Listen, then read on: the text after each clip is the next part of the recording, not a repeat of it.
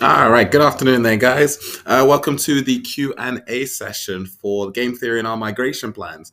So just going to start off by just kind of going through like the team's internal thought processes, like kind of why we decided to make this decision, and then I'm going to hop into answering some of the questions that are in the text or voice chat. So again, anyone who wants to have some of their questions answered, make sure you type them in the text for voice chat channel. So why did we decide to make the decision that we did in terms of migrating over to Avalanche? Changing the token model and then not porting over the locked game tokens. So obviously, if we take a step back and be like, what was our goal with the project in the first place? The core of what it is that we are building is to build an ecosystem of blockchain games.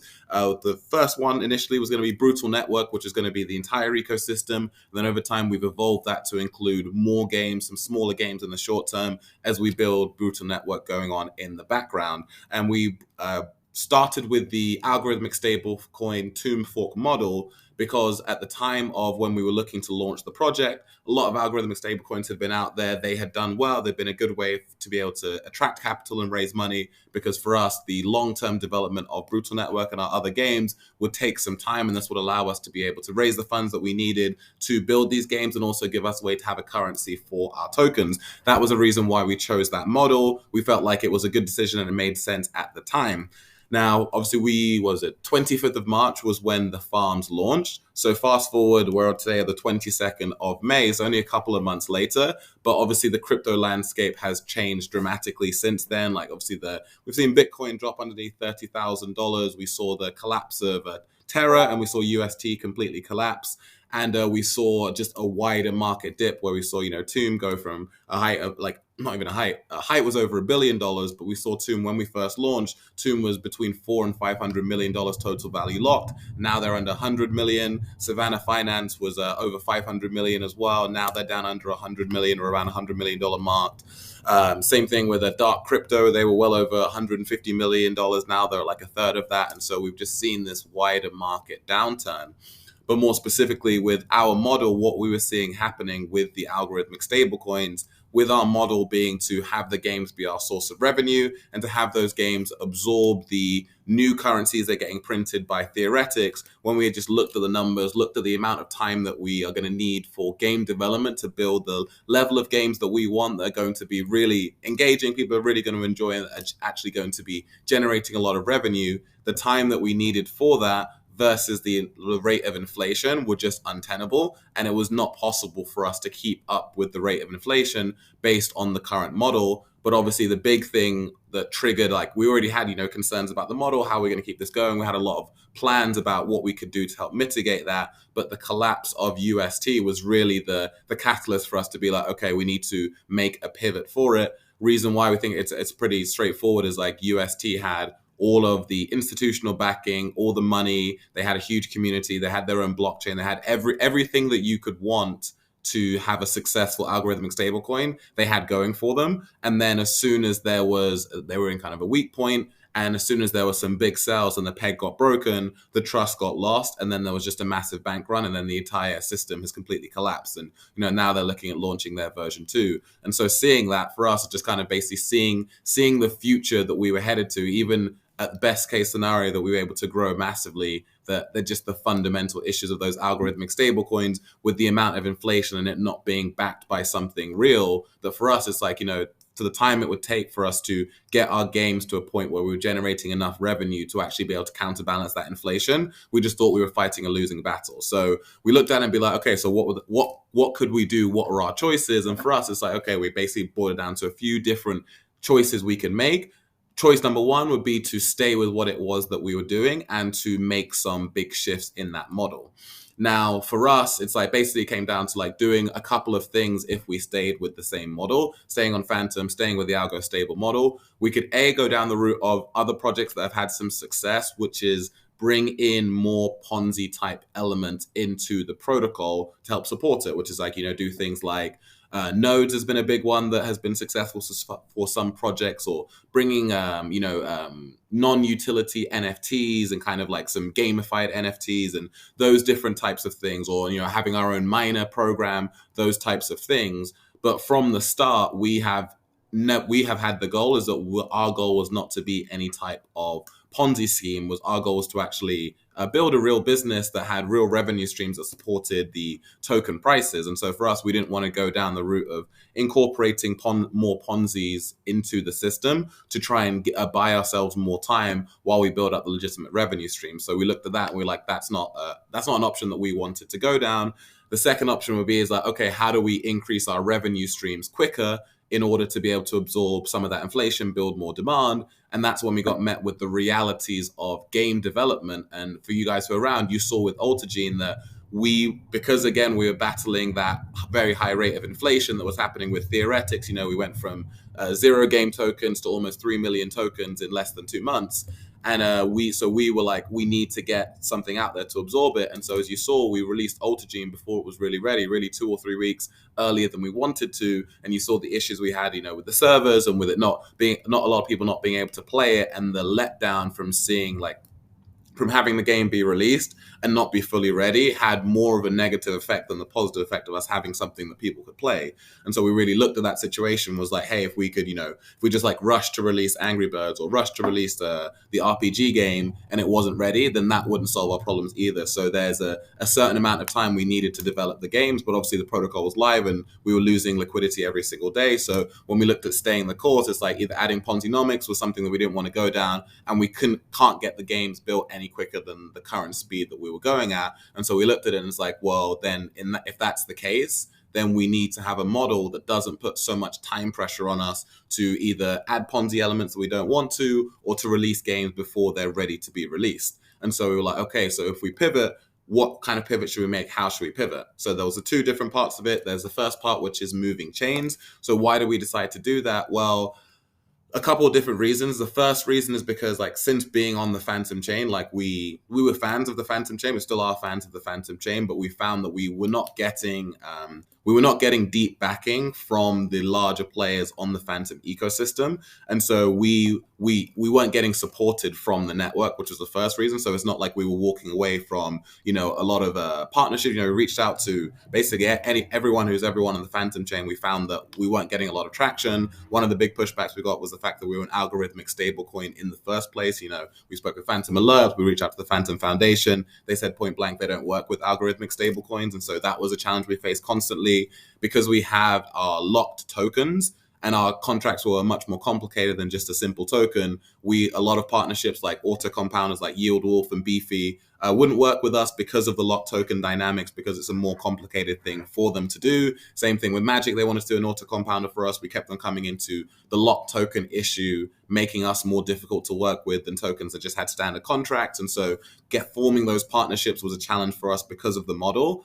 And so on the Phantom, that's what we were seeing with the Phantom chain. And obviously outside of the wider market downturn, everything that happened with Andre, kind of him coming onto the network, raising the TVL massively, and Phantom rising up the chain, but then him leaving the network, and then kind of the network hadn't really recovered from that point. And I think that the fact that people saw that he started working on something else on the Phantom chain again, and looked at that as a bullish sign. But for us, it's like that's actually a concern, the fact that just one person deciding to work on a chain or not work on a chain can have so much impact on the success of a chain. And for us, that makes it feel a little bit volatile. Basically on the whim of whether Andre wants to be on Phantom or not, or have a project here or not, can determine whether the network is growing or not. For us, is like those just weren't very compelling. And when we looked at the TVLs, and you look at obviously Ethereum number 1, Binance number 2, and then Avalanche sitting at number 3 and having 3.5 times more total value locked on that chain, as well as that having some very big, very successful games on there. We're like, ultimately, again, we're building an ecosystem of blockchain games.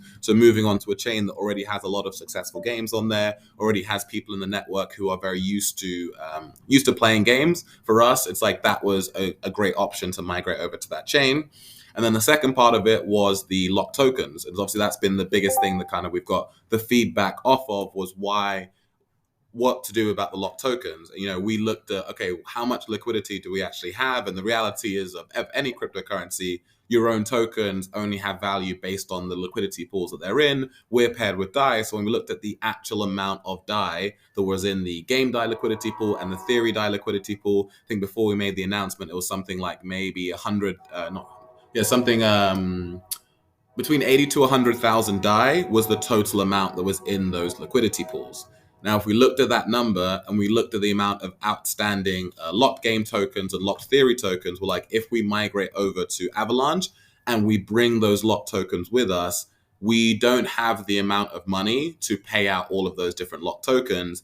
On top of that, a lot of the people that hold most of the locked tokens are people that had already sold out of all of their like their two liquidity pool tokens, theory, whatever. So we're like, how do we protect the investors who had stuck with us all the way through to this point and hadn't sold out their tokens? Well, if we migrate and we include the locked tokens, then we have success on Avalanche, then what's going to happen? Those people that sold out of their positions now have those locked tokens, would then just, as soon as they had the ability, would just sell those locked tokens, again, diluting the people that hadn't actually sold their tokens.